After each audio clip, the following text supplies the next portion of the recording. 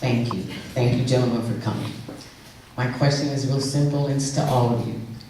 How would you help include low to affordable housing into your current economic development projects to impact homelessness?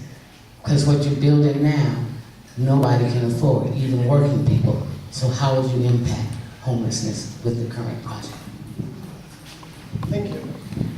It is me, right? Yes. You hit it on the head. Some of the deepest roots of our homeless problem is the lack of affordable housing. So a big part of my whole platform is economic development. But part of economic development is that we do it responsibly. And you're absolutely right that we have a requirement, not just a moral requirement, but a legal requirement to provide affordable housing in this area. And I think the best possible way of doing that, the best possible way of combating the NIMBYism, not in my backyard, that goes along with that is what we call mixed income.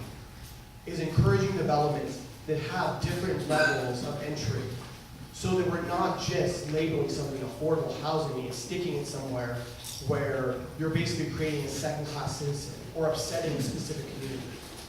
Having affordable housing throughout our whole city is vital, and I think doing it with mixed income development would be the best possible way to approach that. Thank you for your question. Obviously, hugely important. I think what you saw last week at the city council meeting was a great example of what we can continue to do as a city.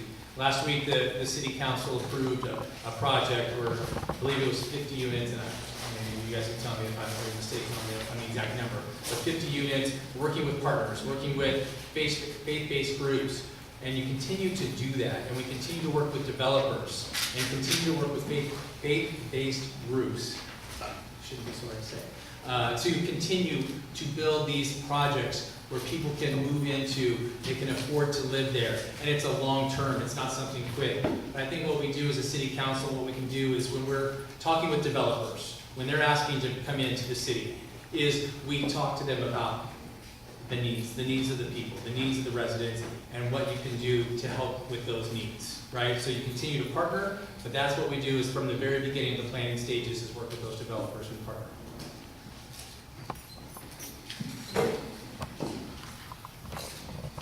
And I think you can hear me pretty well. I don't think I'm on the microphone. You can't hear you, that's the microphone.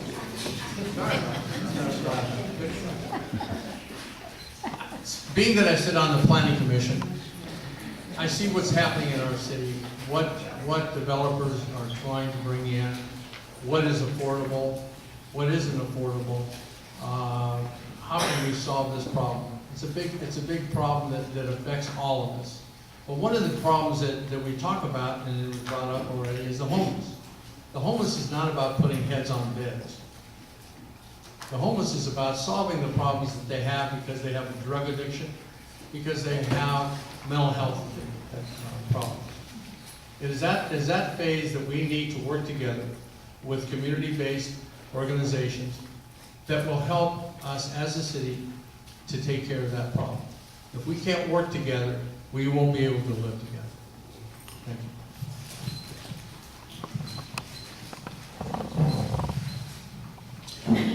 This question concerning low and affordable housing. One thing we do know is that in Riverside County, 38% of Riverside County, 38% makes $18.50 an hour. That's an issue when we start talking about housing and individuals begin to pay more than half of their income in housing. We must do better. I believe that our affordable housing should be multi-use, mixed use, and we should have multi-level housing.